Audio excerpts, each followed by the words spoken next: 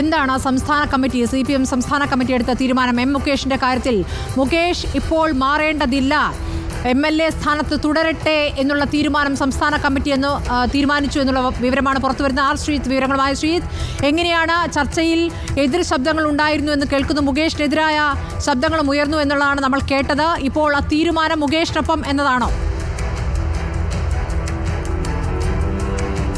ശ്രീജിത്ത്, മുകേഷിനൊപ്പം എന്നാണോ? പരാതി നേരിടുന്ന എം മുകേഷ് MLA സ്ഥാനം ലൈംഗികാരോപണ പരാതി നേരിടുന്ന മുകേഷ് MLA സ്ഥാനം തൽക്കാലം രാജിവെക്കേണ്ടതില്ല എന്നത് തന്നെയാണ് CPIMൻ്റെ നിലപാട്. നേരത്തെ CPIMൻ്റെ സംസ്ഥാന സെക്രട്ടേറിയറ്റിൻ്റെ അവൈലബിൾ യോഗം എത്തിച്ചേർന്ന ആ ധാരണയിലേക്ക് തന്നെയാണ് സംസ്ഥാന കമ്മിറ്റി യോഗം കഴിയുമ്പോഴും വരുന്നത്. എന്തായാലും തൽക്കാലം മുകേഷിൻ്റെ രാജിയില്ല എന്ന വിവരമാണ് പുറത്തേക്ക് വരുന്നത്.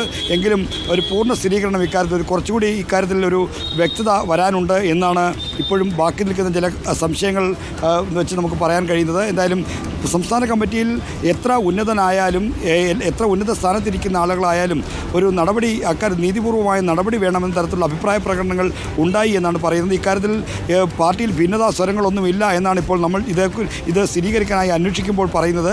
എന്തായാലും ഒരുപക്ഷെ സെക്രട്ടറി ഇക്കാര്യം വിശദീകരിക്കും എന്ന പ്രതികരണത്തിൽ ഒതുക്കുകയാണ് മറ്റുള്ള എല്ലാ ആളുകളും. എന്താണ് ഈ സ്റ്റിയറിംഗ് കമ്മിറ്റിയിലെ ചർച്ചയിൽ സംഭവിച്ചെന്ന കാര്യത്തിൽ കുറച്ചുകൂടി ഈ സമയത്തിനകം നമുക്ക് ആ കാര്യത്തിൽ കൃത്യമായ വിവരം നൽകാൻ കഴിയുമെന്ന് പ്രതീക്ഷിക്കുന്നു. ശ്രീജിത്ത്, ഇപ്പോൾ പാർട്ടിക്കകത്തുനിന്ന് തന്നെ എതിർ ശബ്ദങ്ങൾ, പ്രത്യേകിച്ച് ബൃന്ദ കാരാട്ടിനെ പോലുള്ളവർ ശക്തമായി അവരങ്ങനെയെങ്കിൽ നമ്മളും എന്ന രൂപത്തിൽ പറ്റില്ല എന്ന കാര്യം വ്യക്തമായി തന്നെ പറഞ്ഞു. കോൺഗ്രസിലെ MLA മാരുടെ കാര്യം പ്രതിരോധമായി ഉയർത്തുന്ന ഘട്ടത്തിലാണ് അങ്ങനെയൊരു പ്രതികരണം ബൃന്ദ കാരാട്ട് നടത്തിയത്. MM മണിയുടെ പ്രതികരണവും ആ രൂപത്തിലുള്ളൊരു പ്രതികരണം നടത്തിയിരുന്നു. അങ്ങനെയുള്ളവരെ സംരക്ഷിക്കില്ല എന്നൊരു പ്രതികരണം നടത്തിയിരുന്നു. അപ്പോൾ ആ രൂപത്തിലൊക്കെയുള്ള ചർച്ച സംസ്ഥാന കമ്മിറ്റിയിൽ ഉയരുമ്പോൾ മുകേഷ് പറയുന്ന വാദങ്ങൾ, തൽക്കാലം തനിക്കെതിരെയുള്ള ആരോപണങ്ങളെ പ്രതിരോധിക്കാൻ തൻ്റെ പക്കൽ തെളിവുകളുണ്ട് എന്ന മുകേഷിൻ്റെ വാദത്തെ ഇപ്പോൾ തൽക്കാലം പിന്തുണയ്ക്കാം എന്ന സമീപനത്തിലേക്ക് പാർട്ടി എത്തുകയാണ് എന്നാണോ മനസ്സിലാക്കേണ്ടത്?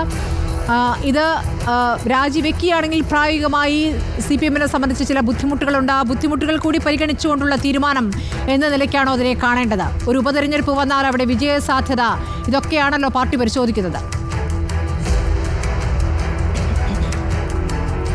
സ്മൃതി, എം മുകേഷിനെതിരെ ഉയർന്ന ലൈംഗിക ആരോപണങ്ങൾ അദ്ദേഹം CPIMൻ്റെ MLA ആയതുകൊണ്ട് വന്നതാണ്.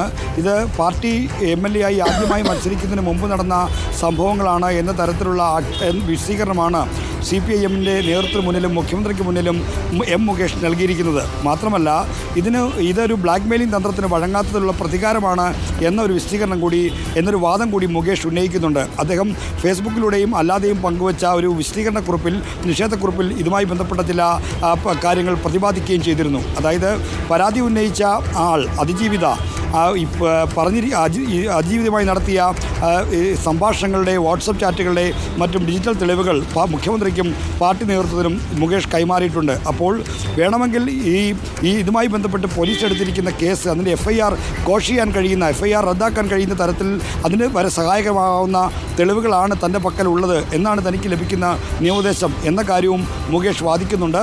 ഈ വാദങ്ങളുടെ അടിസ്ഥാനത്തിലാണ് മുകേഷിനൊപ്പം നിൽക്കാൻ തൽക്കാലത്തേക്കെങ്കിലും CPM നേതൃത്വം തീരുമാനിച്ചിരിക്കുന്നത് എന്ന് വേണം കരുതാൻ.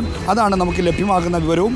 എന്തായാലും മുകേഷിനെ രാജിവെപ്പിക്കണം എന്നൊരു നിലപാടിലേക്ക് ഇപ്പോൾ പോകുന്നില്ല. എന്നാൽ CPIMലെ വനിതാ നേതാക്കൾ അവർക്കെല്ലാം ഇക്കാര്യത്തിൽ വ്യത്യസ്തമായ വീക്ഷണങ്ങളുണ്ട്, നിലപാടുകളുണ്ട്. എന്നാൽ പാർട്ടിയുടെ പൊതുനയത്തിനൊപ്പമാണ് അവരുടെ തീരുമാനം. ഒരു തീരുമാനം നിലയിലേക്ക് പാർട്ടി കമ്മിറ്റികൾ വരുമ്പോൾ അവിടെ ഭൂരിപക്ഷ അഭിപ്രായത്തിൻ്റെ അടിസ്ഥാനത്തിൽ എല്ലാവരെയും യോജിപ്പിച്ചുകൊണ്ടുള്ള തീരുമാനത്തേക്ക് ഒരു എതിർ ശബ്ദങ്ങൾ, വിമർശനങ്ങൾ അവിടെ വന്നാൽ പോലും പൊതു തീരുമാനത്തോടെ യോജിക്കുകയാണ് പതിവ്. ആ യോജിപ്പിൻ്റെ ഭാഗമായിട്ട് വന്നതാകണം എന്ന് കരുതുന്നു. എങ്കിൽ പോലും ചർച്ചയുടെ വിശദാംശങ്ങൾ കുറച്ചുകൂടി നമുക്ക് ലഭിക്കേണ്ടതുണ്ട്.